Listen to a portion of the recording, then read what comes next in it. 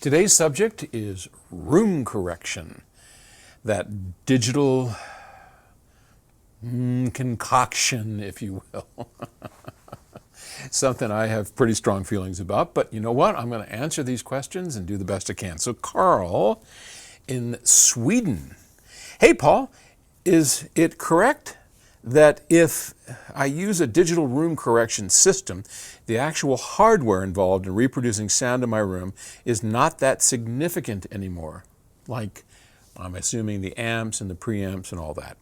Theoretically, would different speakers and electronics sound exactly the same, given that the measurements matched and corrected their characteristics to 100%? Thanks, Carl. That's a tough question because, yeah, if you could do something that made two signals 100% identical, as you ask and as you suggest in there, sure, if they truly are 100%, but I don't think that's what would happen. So yes, the answer has to be that, but let's just cut to the chase. You can't get 100% there. I imagine many of you have heard about the Carver test that he did. It was called was it the Carver Challenge? I don't remember, but it was a big deal a long time ago. And Bob Carver, who is one of the greats in our industry, Captain Bob. He wears a little captain's hat out of Seattle, a little short guy, and very bright, super bright guy. Anyway, Bob at one point had made an offhanded comment to stereophile publisher Larry Archibald that, this is way back when, that he could make an amplifier, a power amplifier, sound the same as a very expensive tube amplifier, which happened to have been a Conrad Johnson, I think it was a Premier. And Larry challenged him and said, yeah, okay, well, I'll tell you what, I'm going to put up some, I think it was money. Did he put up money? Anyway, no, I don't think they put up money. I think what they did is they just said, we will publish the results no matter what. And Carver set out and did it. So what did he do?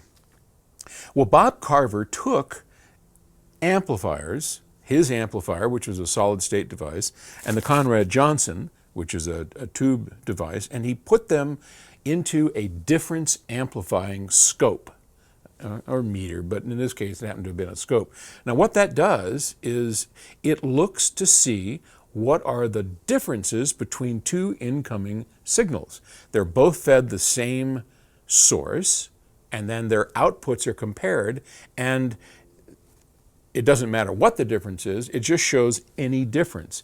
And what Bob did is, being this clever fellow, he got in there, tuned and tweaked his amps by adding distortion to his amplifier to lower the difference between the Conrad Johnson and what would soon become the Carver power amplifier. And when he was done, a listening panel listened to it, where previously they could easily identify the Carver, now they couldn't. And he won.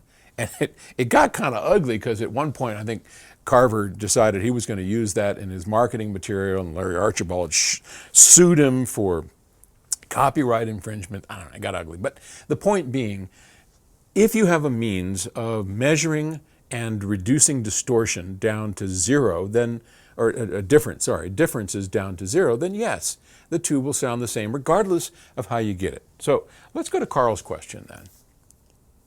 Digital room correction is the way that we take a microphone and we compare what the microphone picks up from the speaker. So we put the microphone in the listening position. We put a special kind of signal through the system so that it comes out as sound in the speakers. And we compare that to what we know to have put into the system. And what do we get? Well, same thing Carver got. We get a difference signal. And then if we can digimagically reduce that difference, then theoretically, the sound will be the same as the input. And that's the idea behind room correction. So when a room adds, reflections and delayed signals, we can then rob the speaker of those characteristics that are going to be distorted or amplified. So we can either remove them or we can modify them so that when they actually reach our ears, they are the same. And that's the idea behind it. And it does work, it can work, but it is nowhere near perfect. So and I'm personally not a fan of digital room correction. In the bass, yeah. Oh yeah, when we make our speaker systems, we will provide a way to calibrate to the room our servo bass systems on all our speakers, and it'll use DSP because there we can do it. But as the frequency goes up, oh my goodness, you get into all kinds of problems that someday may be solved, but today they're not. And I would prefer to instead make fundamental changes to the room, to the system, rather than trying to digitally equalize and make up for those differences. Hope that answers your question. Thank you, Carl, all the way from Sweden. Appreciate it. Talk to you later. Bye-bye.